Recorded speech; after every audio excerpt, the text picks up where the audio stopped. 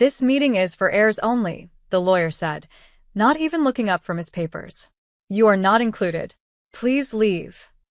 The room fell silent, except for the ticking of the wall clock, like it was counting down the last seconds of the version of me they all preferred, the silent one. "My name is Jenna, and from wherever you're watching this, stay with me. Have you ever been erased from your own bloodline like you were just a shadow, present, but never belonging?" I stood there, heels planted, spine straight, face calm. All around me, my family sat in their tailored suits and fake grief, pretending they hadn't spent years making sure I stayed on the outside. My stepmother clutched her pearl necklace like it was choking her. My half-sister wouldn't meet my eyes. And the lawyer, he looked bored, like this was just another Tuesday. I could feel the way they looked through me, like I was the afterthought, the inconvenience. Too independent, too outspoken, too much like my father, the version they couldn't control. I smiled softly. Then I stepped forward, opened my leather case, and placed a stack of official documents on the gleaming mahogany table. One by one. Deed, title, transfer agreement, power of attorney. All in my name. All signed long before they knew Dad was dying. "You mean the ones I already own?" I said, tapping the top paper gently. The air changed. The lawyer's jaw twitched. He picked up the top deed, eyes scanning the signature. My father's handwriting. In blue ink. Dated. Witnessed. Legally airtight. My stepmother gasped. "What is this?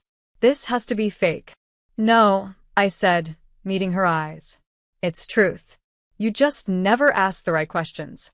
Or maybe you did and didn't like the answers." I turned to the lawyer. "I'm not here to be included. I'm here to close the loop." He cleared his throat.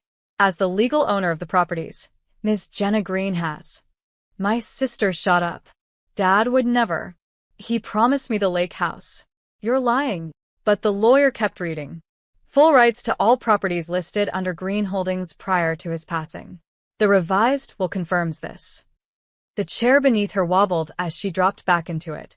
In that moment, the truth landed harder than any slap I could have delivered. They had come for their inheritance, but I had already claimed my identity. And the fortune they thought they were owed? It vanished right in front of them. The day after the inheritance meeting, my phone didn't stop buzzing. Calls from unknown numbers. Blocked ones. Even a few texts dripping in faux concern. "We were just shocked, Jenna. Can we talk? You should have told us about those documents earlier. Dad wouldn't have wanted this drama." Drama? No. What they didn't want was discovery, that behind their performative grief, I had been quietly stitching together the truth they tried to bury. You see, my father didn't always get things right, but near the end he did. He saw the way they treated me. The snide remarks at family dinners. The way I was conveniently forgotten from vacation invites. The birthday card signed without love or skipped altogether. They never said it out loud, but they didn't have to. I wasn't hers. And in my stepmother's world, that meant I wasn't really family. But what they didn't know was that Dad kept two wills. The first one, the one the lawyer originally referenced, was drafted 5 years ago, back when he still believed things could be fair. But the second one?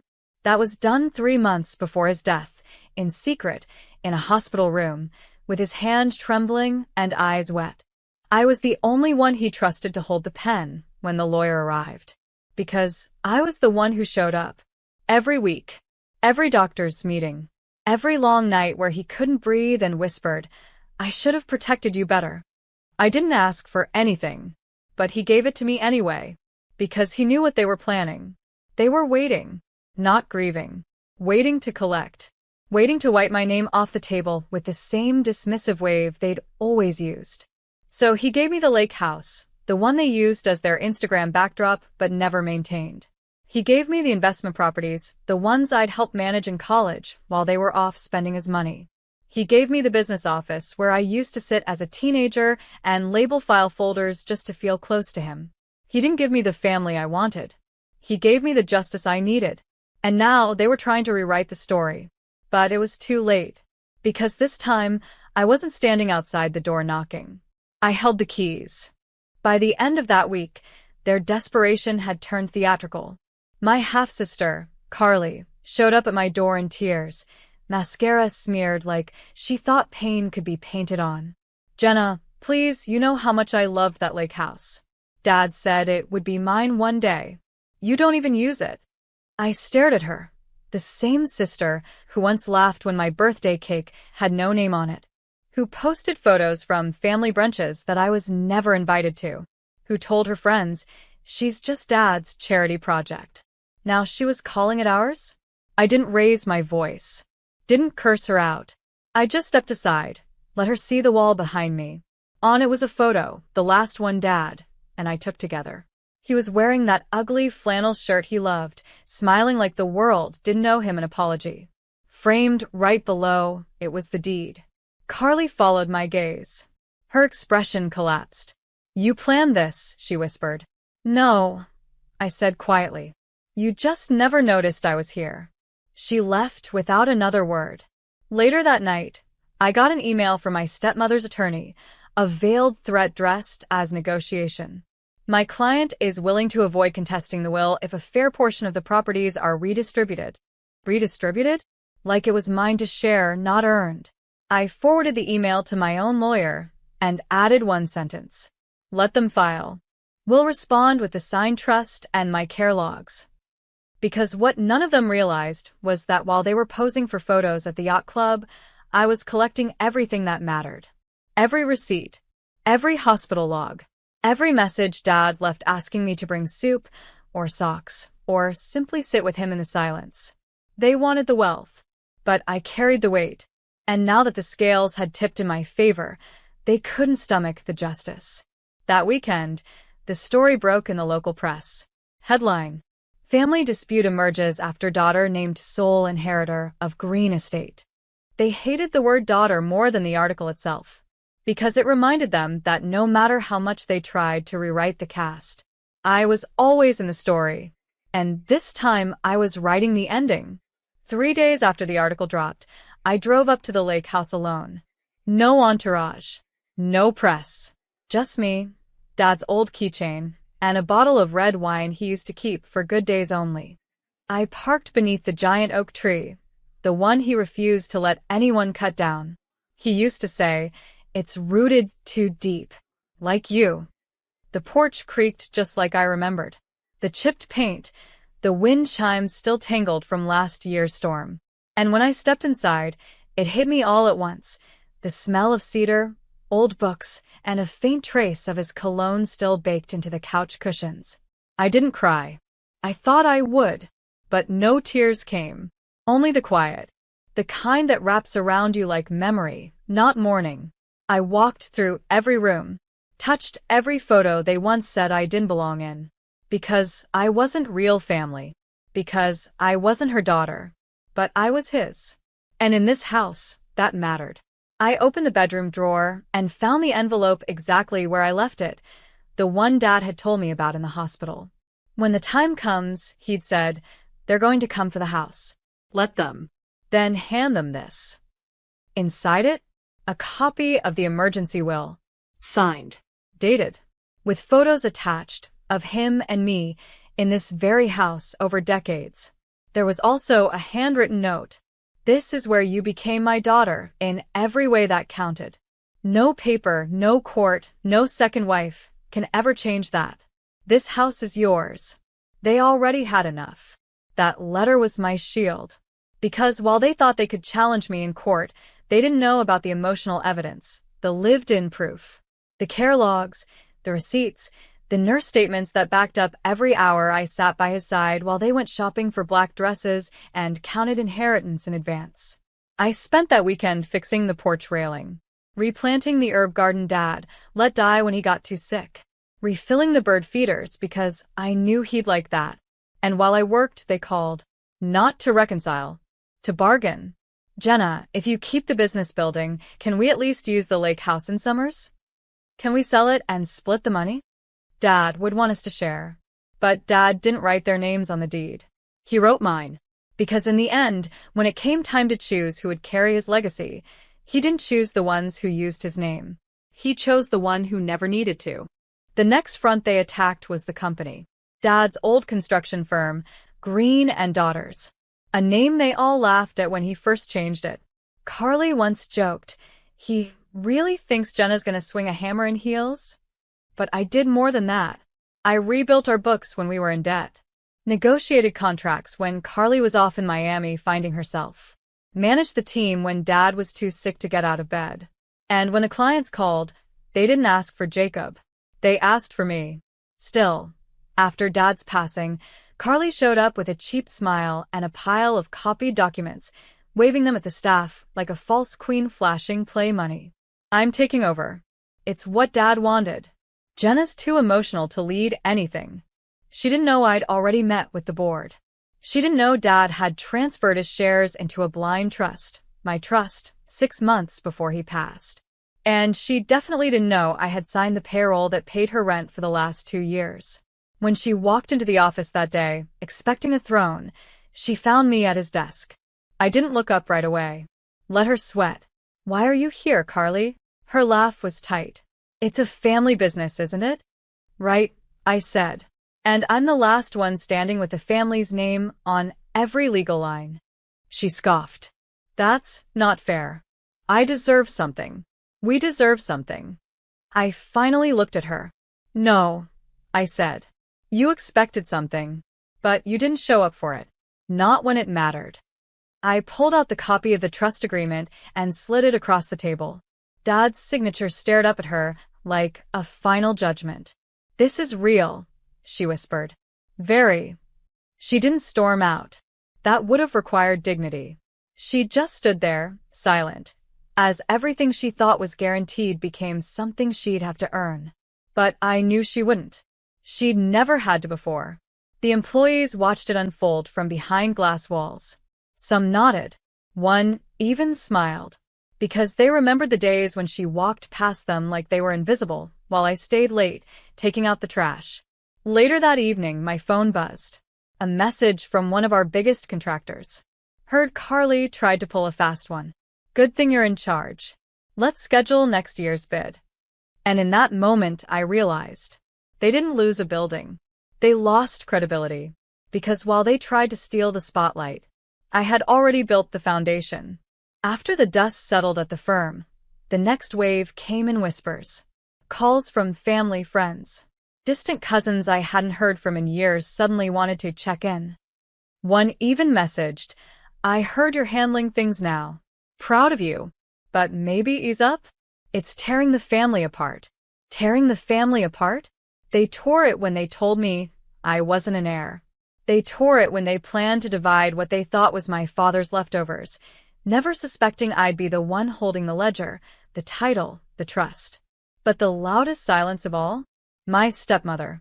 Not a word. Not a call. Not a letter. Not even a half-hearted attempt at reconciliation. Until I received an envelope. No return address.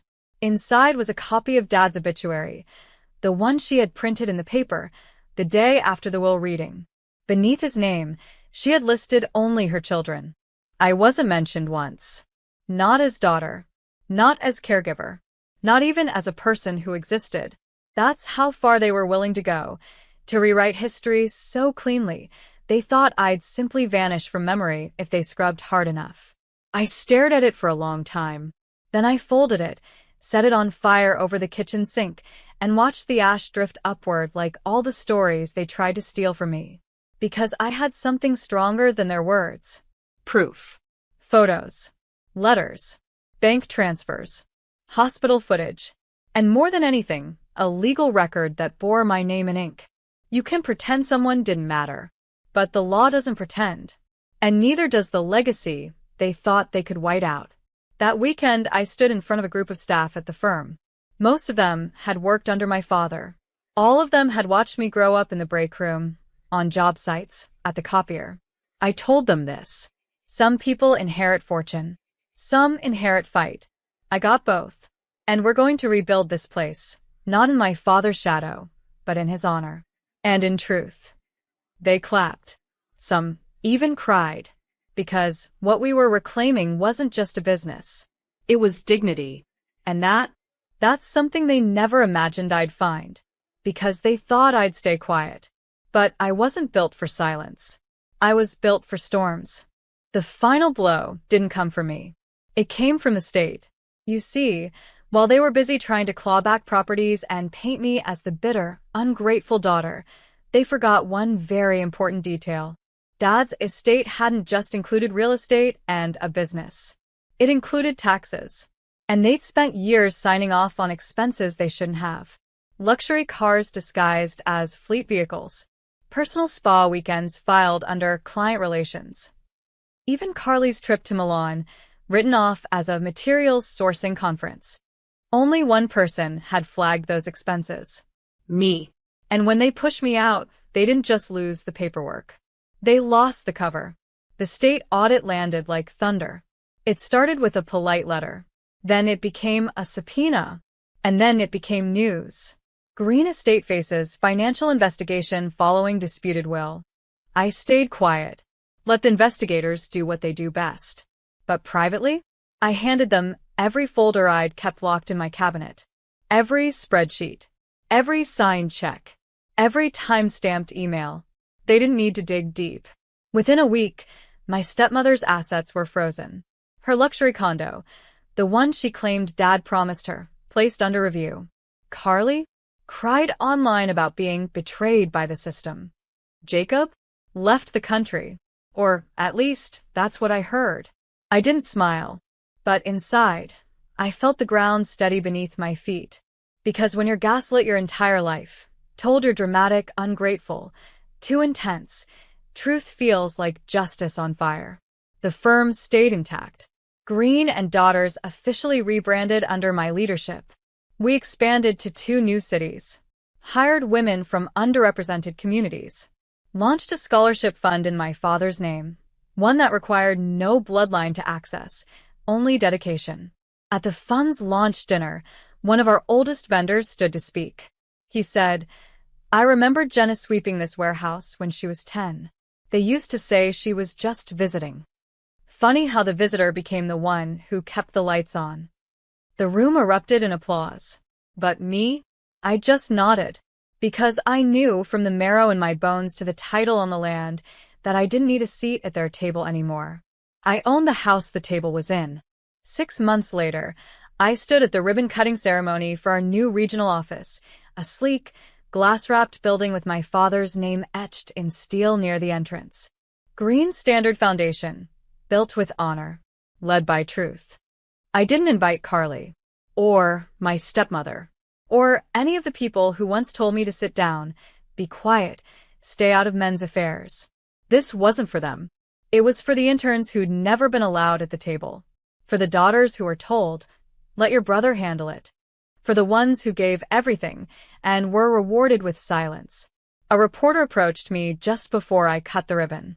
"Jenna, after everything your family put you through, don't you feel vindicated now?" I looked at her and then up at the building behind me. "No," I said. "I feel free. Vindication is when they admit they were wrong. Freedom is when you no longer need them to." That night, as the event wrapped up, I slipped away and drove to the lake house. The porch light still flickered the way it always did. Inside, Dad's old books still sat on the shelf, untouched. I lit the fireplace, poured myself a glass of that same red wine, and read his final letter one more time. If they ever try to push you out, remember this. I didn't raise a placeholder. I raised a pillar. And pillars don't beg to be included. They hold everything up. I sat in his old armchair, the one they all fought to throw out when redecorating, and looked around the home they once called an old burden. It was mine now. All of it. And, more importantly, so was the peace. The firm was thriving. The lawsuits were over. The silence from them? Still strong, but now it didn't sting. Because their inheritance didn't disappear. It transformed. Into a business with a woman's name on the deed. Into scholarships with my father's handwriting in the logo. Into a legacy they'll have to explain to their children when they ask why their last name doesn't open doors anymore. That's the thing about erasing someone. Sometimes, all it does is give them space to rewrite the entire story. And this one, I wrote in permanent ink.